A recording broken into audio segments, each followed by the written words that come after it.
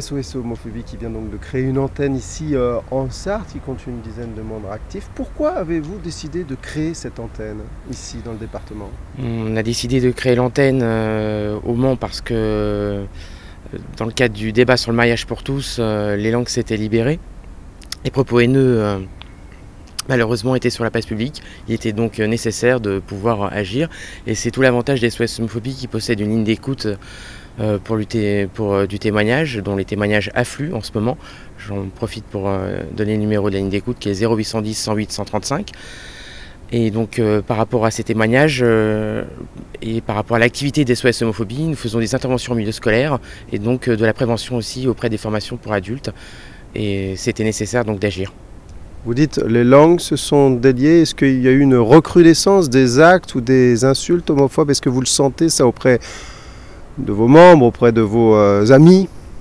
Oui, il y a une augmentation parce que les débats n'étaient pas forcément très républicains, les paroles qui sont sorties, notamment dans l'hémicycle, avec des députés qui ont sorti qu'on assassinait les enfants à travers cette loi.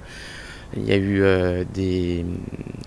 dans les bars LGBT des clients qui ont été visés, des différentes agressions par des skinheads. Je crois qu'il était nécessaire d'agir et de pouvoir, c'est justement le but de cette association, faire changer les esprits.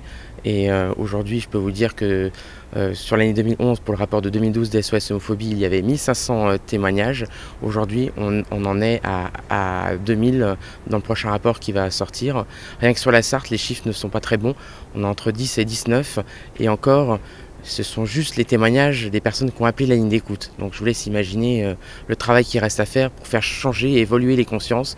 Voilà, au-delà même du débat sur le mariage, c'est vraiment nécessaire de faire évoluer les pensées et notamment les paroles. Nous avons une commission spéciale chez SOS Homophobie qui traque les paroles, les différents écrits sur Internet. Voilà.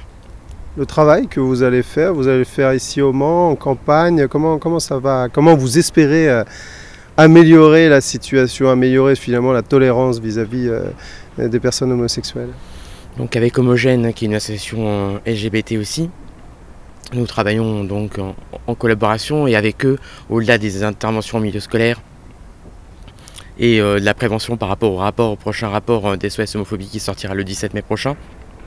Il y aura donc des actions pour aller voir les personnes, faire des conférences débats, pouvoir faire changer les mentalités et c'est vraiment important. Je rappelle que sur l'année 2012, SOS Homophobie a rencontré 12 000 lycéens et collégiens. C'est quand même pas rien pour une association où il n'y a que des bénévoles.